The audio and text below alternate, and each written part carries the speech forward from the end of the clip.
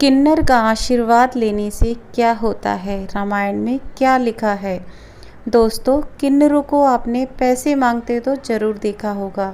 इनको हर जगह देखा जा सकता है, ट्रेन के अंदर, बाहर सड़क पर, घर पर भी ये कभी कभी पैसे मांगने के लिए आते हैं।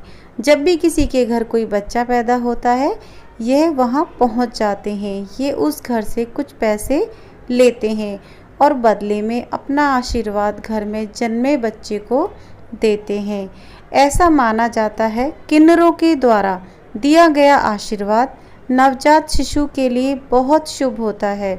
इसलिए घर के सदस्य इन लोगों को मोटी रकम दान में देते हैं। कोई 20,000, कोई 50,000। अगर किन्हीं की आर्थिक सामर्थ्य है तो वे लाखों रुपए भी इन्हें दान दिया करते हैं। ट्रेन में भी आपने देखा होगा कि ज़्यादातर लोग किन्नरों को दान देने से मना नहीं करते, क्योंकि उन्हें इनके द्वारा दिए गए आशीर्वाद पर भरोसा होता है। लेकिन क्या आप जानते हैं कि इस सब बात में कितनी सच्चाई है? क्या सचमुच किन्नरों के द्वारा दिया गया आशीर्वाद फायदेमंद होता है? इससे जुड़ी एक कथा रामायण में मिलती है। जब भगवान श्री राम वनवास जा रहे थे तो अयोध्या की सारी प्रजा उनके साथ वनवास जाने लगी, लेकिन भगवान राम ने सभी से वापस लौट जाने को कहा। सभी नर नारी अपने अपने घर वापस चले गए और भगवान राम वनवास। लेकिन जब श्री राम 14 वर्षों के बाद वनवास से वापस आए तो उन्होंने देखा सभी नर नारी उनके कहने पर 14 वर्ष से पहले अपने घरों में वापस चले गए थे, लेकिन किन्नर 14 वर्षों से वहीं पर खड़े थे। उनकी दृढ़ता देख प्रभु श्री राम ने प्रसन्न होकर उनको आशीर्वाद दिया। भगवान श्री राम ने कहा कि आज से किन्नरों के द्वारा दिया गया आशीर्वाद कभी विफल नहीं होगा। यह जिस किसी को जो भी आशीर्वाद देंगे वह जरूर फलित होगा। किन्नरों को कभी दुखी क्यों नहीं करना चाहिए। वहीं पर शास्त्रों में बताया गया है कि किन्नरों को कभी भी दुखी नहीं करना चाहिए, क्योंकि इनके द्वारा दी गई बद्दुआ व्यक्ति के भाग्य में परिवर्तन आ सकता है।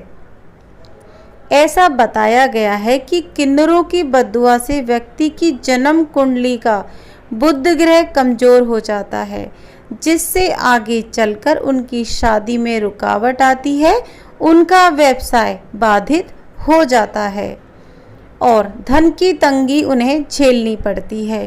किन्नर बुध ग्रह का सीधा संबंध है। किन्नर भी नपुंसक होते हैं।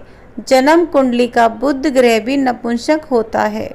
शास्त्रों के अनुसार अगर आप किसी किन्नर को दुखी करेंगे तो आपके बुध ग्रह पर सीधा असर पड़ेगा। किन्नरों का आशीर्वाद शादी में आ रही रुकावट को दूर करने के लिए कारगर होता है। शास्त्रों में यह बताया गया है, अगर किसी की शादी में रुकावट आ रही है, वह किन्नरों के द्वारा दिए गए आशीर्वाद से इन रुकावटों को दूर कर सकता है। यहाँ तक कि धन की तंगी से भी किन्नरों के आशीर्वाद के द्वारा छुटकारा पाया जा सकता है।